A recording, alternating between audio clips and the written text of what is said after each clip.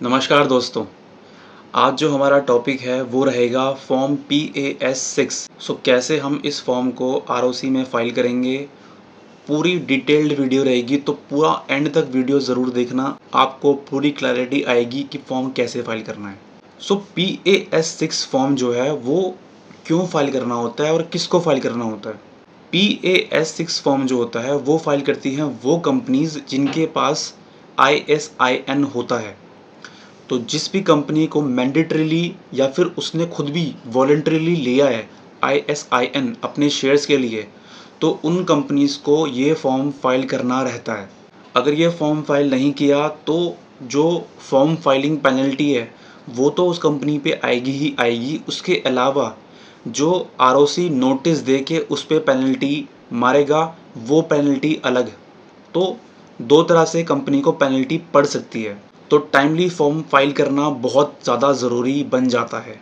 ये जो फॉर्म है ये फॉर्म हाफ ईयरली फाइल होता है, मतलब ये फॉर्म आप साल में 2 बार फाइल करेंगे। सभी कंपनीज जिनके पास ISIN है वो कंपनीज ये फॉर्म साल में 2 बार फाइल करेंगी।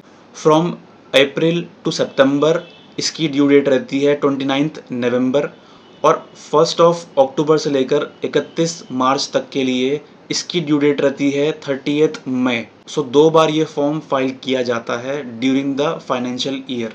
तो चलते हैं फॉर्म में सीधा। तो ये फॉर्म फाइल करने के लिए आपको जाना होगा मिनिस्ट्री ऑफ कॉर्पोरेट अफेयर्स के V3 पोर्टल पे।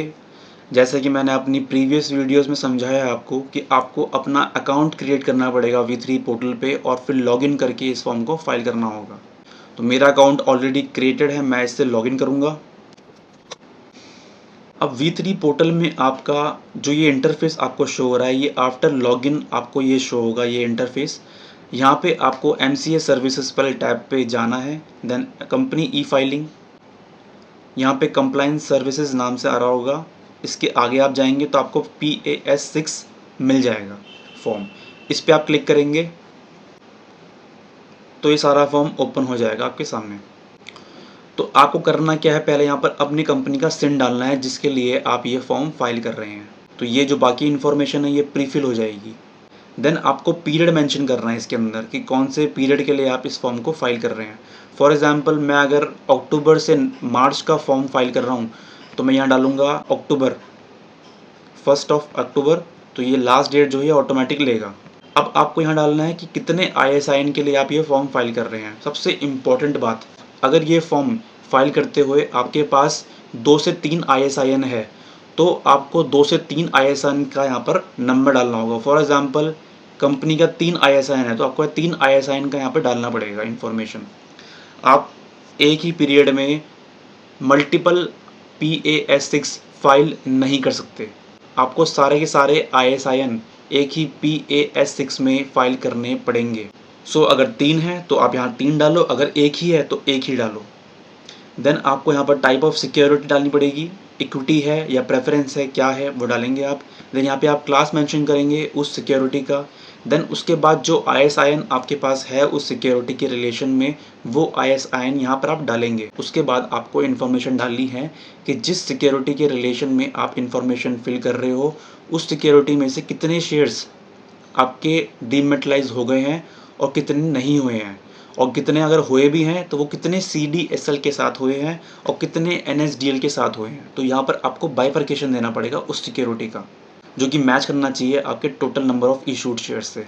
अगर आपके सारे के सारे शेयर्स अभी फिजिकल फॉर्म में हैं तो आपको सारे के सारे शेयर्स यहाँ पर फिजिकल फॉर्म में जो नंबर्स है वो डालने पड़ेंगे, और यहाँ पर बाकी में डीमेटलाइज वाले कॉलम में आपको 0 फिल करना होगा। और आपके शेयर्स अगर फिजिकल फॉर्म में हैं तो आपको यहाँ पर मेंशन करना पड़ेगा उसका रीज़न कि आपके शेयर्स अभी शेयर सर्टिफिकेट्स आपके फिजिकल फॉर्म में क्यों हैं। इसके बाद आपको जिस हाफ ईयर के बारे में आप इंफॉर्मेशन फिल कर रहे हैं उस हाफ ईयर के बारे में आपको सारा बाइफर्केशन देना पड़ेगा कि ड्यूरिंग द हाफ ईयर जिस पीरियड के लिए आप ये फॉर्म फाइल कर रहे हैं उस पीरियड में कोई इशू हुआ है या नहीं हुआ है। अगर इशू हुआ है तो आपको यहाँ पर उसका भी बाइफर्केशन देना पड़ेगा।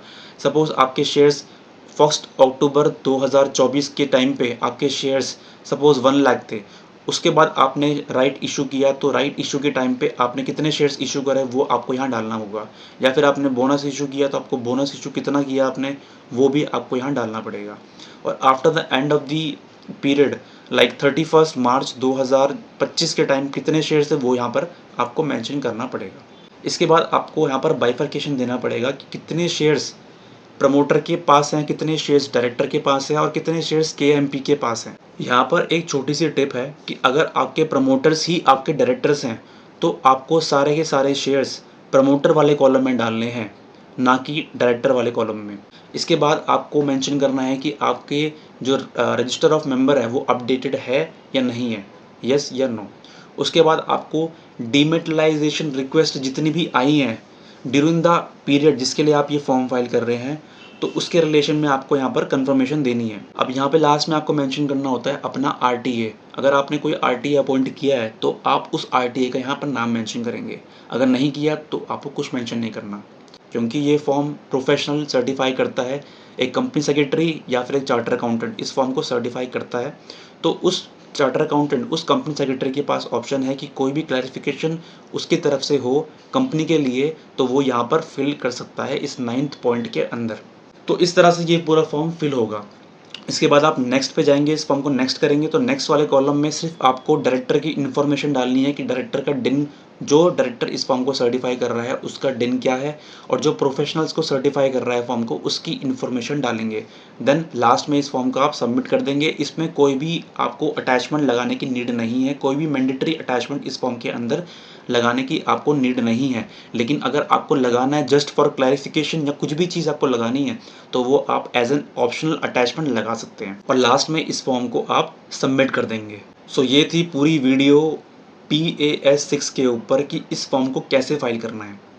सो अगर आपको ये वीडियो इन्फॉर्मेटिव लगा हो तो लाइक ज़रूर करना और सब्सक्राइब करना चैनल को। कोई भी डाउट है आप कमेंट कर सकते हैं, मैं ज़रूर रिप्लाई करूँगा। मिलते हैं नेक्स्ट वीडियो में। Thank you so much.